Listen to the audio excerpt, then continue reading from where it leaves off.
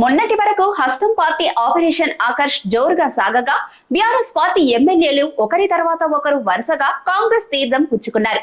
కాగా ఇప్పుడు కాంగ్రెస్ పార్టీకి ఆపరేషన్ ఆకర్ష్ కు దీటుగా తెలంగాణ రాజకీయాలు రసవత్తరంగా నడుస్తున్నాయి.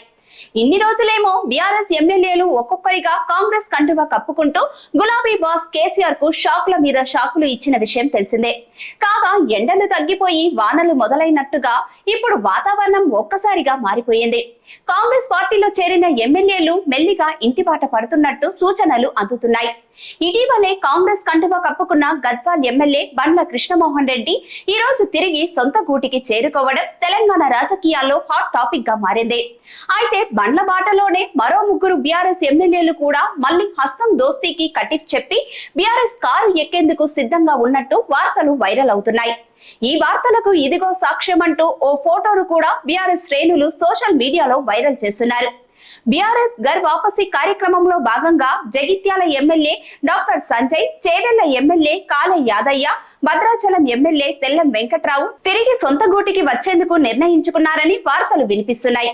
అయితే ఈ క్రమంలోనే అసెంబ్లీ సమావేశాల సందర్భంగా ఎమ్మెల్యే తెల్లం వెంకట్రావు లాబీలో బీఆర్ఎస్ మాజీ మంత్రులు కేటీఆర్, ప్రశాంత్ రెడ్డితో కూర్చున్న ఫోటో సోషల్ మీడియాలో వైరల్ అవుతోంది.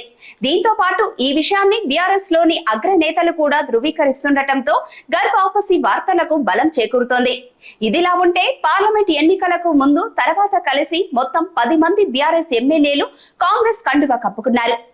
ఖైరతాబాద్ ఎమ్మెల్యే దానం నాగేందర్ తో మొదలైన చేరికల పర్వం తెల్లం వెంకట్రావు, కడియం శ్రీహరి, పోచారం శ్రీనివాస్ రెడ్డి, డాక్టర్ సంజయ్ కుమార్, కాళే యాదయ్య, అరికపూడి గాంధీ, ప్రకాష్ గౌడ్, బండ్ల కృష్ణమోహన్ రెడ్డి, గూడెం మహిపాల్ రెడ్డి ఒకరి తర్వాత ఒకరు కాంగ్రెస్ గూటికి చేరుకున్నారు. ఇందులో బండ్ల కృష్ణమోహన్ రెడ్డి తిరిగి గులాబీ గూటికి చేరుకోగా ఎంతమంది తిరిగి రానున్నారనేది వేచి చూడాల్సిందే. అయితే ప్రస్తుతం వస్తున్న వార్తలను నమ్మబోవద్దంటూ సదరు ఎమ్మెల్యేలు స్పందిస్తున్నారు. అసెంబ్లీ లాబీలో సరదాగా కూర్చొని టీ తాగిన ఫోటోలను వైరల్ చేయడం సరికాదని తెల్లం వెంకట్రావు ఖండించారు. తాను పార్టీ మారట్లేదంటూ కాళే యాదయ్య కూడా ఆ వార్తలను ఖండించారు. అయితే కాంగ్రెస్ పార్టీలో చేరే ముందు కూడా ఇలాంటి స్టేట్మెంట్లే ఇవ్వగా సడన్ షాకులిస్తూ పార్టీలో చేరారు. కాగా ఇప్పుడు కూడా ఎమ్మెల్యేలు చెబుతున్న మాటలను పూర్తిగా నమ్మలేని పరిస్థితిలో కార్యకర్తలు ఉండడం గమనార్హం.